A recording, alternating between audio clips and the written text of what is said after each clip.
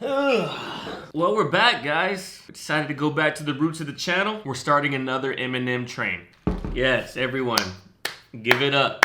This is the bread and butter of the channel. Don't know why I doubted anything else. But this Eminem train, we're definitely going to be taking a little bit more frequent pit stops. Maybe get on an Eminem feature, or maybe to get on another hot track that just came out, like I did when Middle Child and J. Cole came out. Go peep that video if you haven't peeped it yet. But welcome back to the channel, guys. My name is Ernest Ariano. The channel's name is TheThirdErnest. We break down rap music, we break down hip hop, we break down bars. Cause when it's a bar, this a bar. But today, oof, I put way too much vodka. That one's a little stiff, like a midget erection, a little stiff. So here we are taking a pit stop on the Jay-Z's Renegade featuring Eminem. Renegade is one of the dopest beats of all time. No cap. Don't at me. This is one of Eminem's strongest features of all time. Lyrically, sonically, rhyme scheme wise, this is also one of Jay-Z's best songs, and the subject matter that he talks about and his flow and his offbeat kind of, you could tell it's off the dome type flow. Let's just go ahead and get it started. Let's go.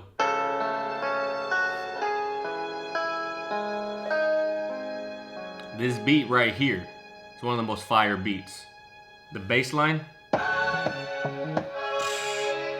violin.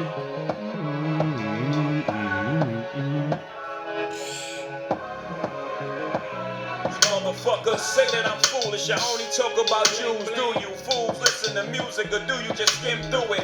See, Already Jay going off on the critic. Everybody aware of what the critics are saying. Jay-Z's aware of what people are saying about him. He says, motherfuckers are always saying that I talk about jewels. Do you actually listen to music, or do you just skim through it? Like, are you only criticizing me because of the hits that I know are gonna make it to the radio? I rap in a different way. Do you even listen to the fucking album itself?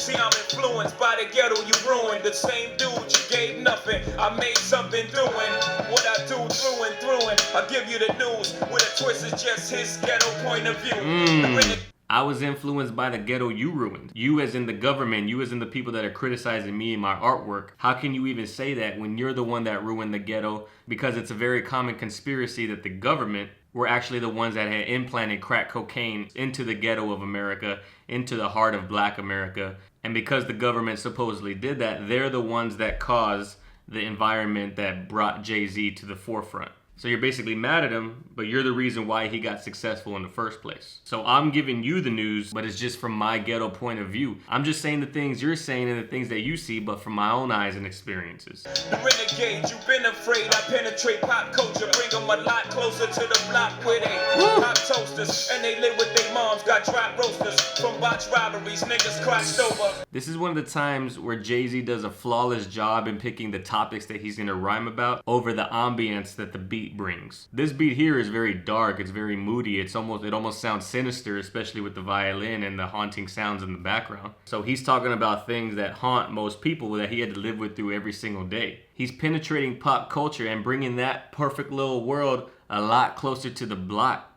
where they pop toasters. Toasters as in they pop firearms, they pop pistols. And the people that are doing this live with their moms because they can't really get a job and they can't make it out of the house, which is why they turn to slang and rock. And then he just goes on to paint the scene. Slumped bodies from botched robberies, from where they actually had to shoot instead of just robbing the person. Mommy's knocked up cause she wasn't watched over, knocked down by some clown. When child support knock, no he's not around. Now how that sound till you jot it down? I bring it through the ghetto without riding around. Hiding down, ducking strays from frustrated youth stuck in their ways. Just read a magazine that fucked up my day. His offbeat flow is so fire in this song. It's dope. But listen to these visuals he bringing to life. Talking about how mommies were knocked up because they didn't have the proper supervision. The dads are gonna run away whenever child support comes. Now how that sound to you? Because I know you've never experienced this before because you live in your little perfect bubble. You like the music we produce so you can party and listen to it on the radio, but you don't want to see the depths that we come from. So here, let me go ahead and show you. And let me put Eminem on the feature so that way you're actually listening. I bring you through the ghetto without riding round, without hiding down, ducking strays sprayed from frustrated youths. I just read a magazine that fucked up my day. How you rating thugs music when you ain't even from this environment? How you even rating what's good or bad when you never even seen this before? Fire. How you rate music that thugs with nothing relate to it. I help them see they way through it, not you. Can't step in my pants, can't walk in my shoes. Bet everything you're worth, you lose your tie and your shirt. That's an important bar after he says, how do you rate the music that these thugs create when you have nothing to compare it to? Basically, like, you can't even be mad at me because I'm the one showing these kids some light out of the ghetto. I'm showing them the way, not you. Jay-Z goes off on that first verse. Since I'm in a position to talk to these kids and they listen, I ain't no politician, but I'll kick it with them a minute. Cause see, they call me a menace. And if the shoe fits, I wear it. But if it don't, then y'all will swallow the truth, grin and bear it. Now who's the king? See, the last portion of Jay-Z's verse set the tone where we ended up talking directly at the critics and the parents and the government. Eminem comes in saying the same exact thing. He says, since I'm in a position to talk to these kids and they listen, just like Jay-Z, I'm in a position to show them the light. I ain't no politician, but I'll kick it with them a minute. I'll show them what's up. I'll show them the ways. And they call me a menace, but if the shoe fits, I wear it. Like, yeah, I know I can be a menace sometimes. I know the things that I say just to piss you off, just to get on the nerves of parents and political figures and people of that nature. But if I'm not being a menace and you just don't want to change your view, y'all will swallow the truth, grin and bear it, because I'm not going anywhere. Now who's the king of these rude, ludicrous, lucrative lyrics? Who could inherit the title? Put the youth in hysterics, using his music to steer it, sharing his views and his merits. But there's a huge interference. They're saying you shouldn't hear it. Maybe it's Bro, I forgot how fire the rhyme scheme is. It's like the whole verse. And it's like mid-syllable rhyme patterns. 6, 7, 8 syllables in a row. Now who's the king of these rude, ludicrous, lucrative lyrics? The shit that I spew, I know is garbage sometimes, but it's making me bank. Who could inherit the title and put you into hysterics? Last person that did that was Elvis. And Eminem's nickname is Elvis of the rap game. And he even says that he's Elvis, taking black culture and using it for his own. Using his music to steer it, sharing his views and opinions. But there's a problem with that because they're saying that you shouldn't listen. This is when the government was trying to censor him. And they were only trying to censor him because he was white, because he looked like them. It was never a problem with politicians and parents until this white guy comes in and just saying all this ludicrous shit. Black person says this, no one bats an eye, guaranteed. maybe it's hatred I spew, maybe it's food for the spirit, maybe it's beautiful music I made for you to just cherish. But I'm debated, disputed, hated, and viewed in America as a motherfucking drug addict. Like you didn't experiment, nah. But I'm labeled as a motherfucking drug addict. Like you didn't experiment? Lord knows you did shit that you don't want to even mention. Such a sick bar. And then he says, maybe it's hatred I spew. Maybe it's food for the spirit. Depends on your point of view. Where are you looking at it? Are you looking at it from someone who has a closed mind onto hip hop and onto rap? Are you looking at it from someone who struggles and is in the ghetto and trying to find inspiration to keep driving? And here comes Eminem, food for your spirit. That's when you start to stare at who's in the mirror and see yourself as a kid again. And you get embarrassed, then I got nothing to do but make you look stupid as parents. You fucking do good, it's too bad you couldn't do good at marriage. And do you have any clue what I had to do to get here? I don't think you do, so stay tuned and keep your ears glued to the stereo. Cause here we go, he's chicken, and I'm the sinister. Mr. Kiss My Ass is just a renegade. Never been afraid to say. Yo, this song gets me fucking hype. Cause Eminem is fucking hype. Jay-Z is fucking hype. If this song isn't on your workout playlist for you people who work out, put this hoe on there, guaranteed. After he says, like, you didn't experiment, I think it's time for us to take a look at who's in the mirror. Flip that shit around and look at yourself before you come pointing fingers at me and talking shit. And I got nothing better than to make you look stupid as parents, you fucking do-goodist. Too bad you couldn't do good in marriage. That's a fucking bar right there. See, this is why I love 2002 Eminem, because he's coming at the fucking parents. Imagine Eminem saying this shit in the day and age of fucking Twitter, in the day and age of cancel culture, in the day and age of PC like a motherfucker. Somebody commented on one of my other videos saying that he likes the fact that this channel's not PC.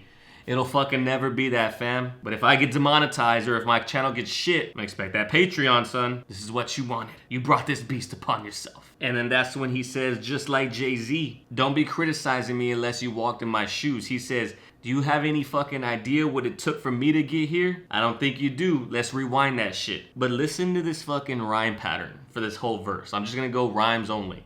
Truth, grin and bear it, ludicrous, lucrative lyrics, the youth with hysterics, views in his merit, saying you shouldn't hear it, huge interference, food for the spirit, for you to just cherish, viewed in America, you didn't experiment, who's in the mirror, you get embarrassed, stupid as parents, do good at marriage.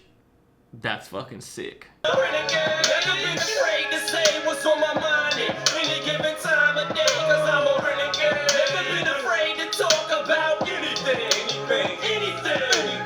That's one of the best duo hooks I've ever heard. Just the way they feed off of each other, that energy. I had to hustle, my back to the wall, ashy knuckles, pockets filled with a lot of lint, not a cent, got a vent, lot of innocent lives lost on the project bench. What you hollering? Gotta pay rent, bring dollars in, buy the bodega. Jay-Z's verse is so tight because he's just painting this fucking picture for you of the hood. You having to hustle as a child to support for the family because your mom wasn't working. You had to go out there and push weight and move rocks and shit in order to just eat.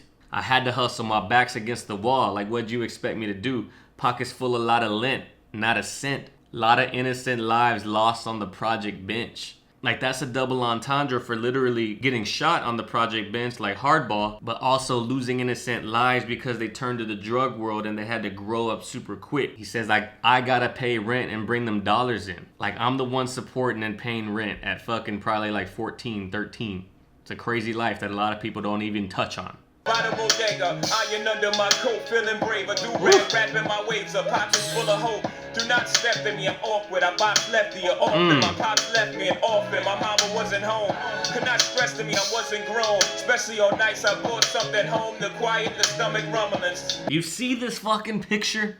He's saying he's by the bodega, he's by the deli, on the corner, just waiting with the fucking iron in his pocket, feeling braver because he's got a fucking strap on him. He's holding that Glock 40 like I was saying.